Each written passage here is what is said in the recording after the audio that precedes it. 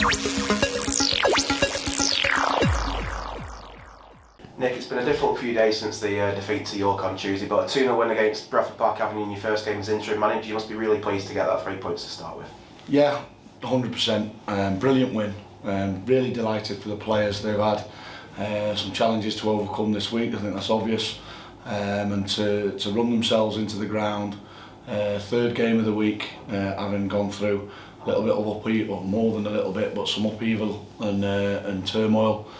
They've lost what was their leader, but you know they showed tremendous character, personality as a team, to run for the badge, to run for the football club, to work hard, and their attitudes and application were great today. They've overcome another setback with Mark Cullen, who our thoughts go to him. It looked a bad one for him early on in the game, or first minute of the game, so we had to overcome that as well. So plenty of things thrown in our way this week, but delighted to come out with a 3-0 win. Obviously, start of the game. 2-0 win. 2-0.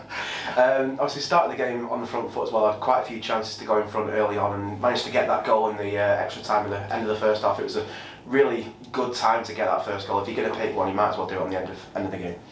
Yeah, challenge them to challenge the players to get more crosses in the box, more shots on goal. We keep possession well here at this football club. It's the identity that we've got. It's how we want to play the game. But we also have to make sure that we have a threat on the opposition goal, and possibly we haven't had that enough.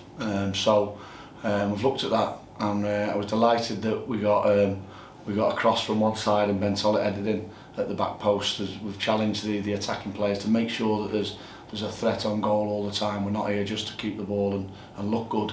We have to make sure that we have a ruthlessness about us as well. So I'm happy that was mentioned to the players before the game, and we've seen evidence of that within the game. Another goal for Ben Tollett, who probably needed it. He's gone a few games without, so delighted with that. And also, as you mentioned, a good time to score right on half time. It made the team talk at half time slightly different, and it just settled everyone down, because been plenty of upheaval, as we say, and it just settled us down a little bit going into half time. Obviously, we made to wait for the second goal around 10 minutes from time, and it came really from closing down. The goalkeeper made a mistake. Obviously, Nick Horton was allowed to score. Was it a case of telling the lads just close them down and don't give them that chance to get clear of the ball, and the pressing play really just forced them into making that mistake? Yeah. Jack, we're a full-time club. We should be pressing hard, working hard, putting teams under pressure. As I said to the players before the game, they played on Wednesday night. They've had 24 hours less recovery than what we have, and we have to take that challenge, and we have to make sure that we work the opposition for the 90 minutes. Delighted for Jerome Slew. I thought he was unfortunate. He was unfortunate not to start the game on Tuesday night. He made a great contribution at Blythe Spartans in the away game last Saturday, and it deserved man of the match today, particularly when Mark Cullen, who we put him up front with, come off the pitch.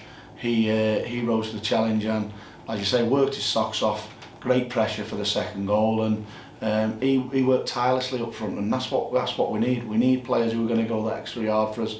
We need players who are going to put teams under pressure, because that's what we're all about. We're all about high press. We're all about intensity, and the sooner we can get back to that on a regular basis, we'll score more goals like the second goal that we scored. And again, Nick, Johnny on the spot really for his second goal, and I think he's just told me that's his 20th of the season. So another goal for Nick does him the world of good and keeps him going, and it gives us a great result that for us to build on. Obviously, next Saturday it's Kidderminster Harriers. Results elsewhere today puts us 3 points behind them now in the race for those top playoff places, and trying to challenge Gateshead at the top.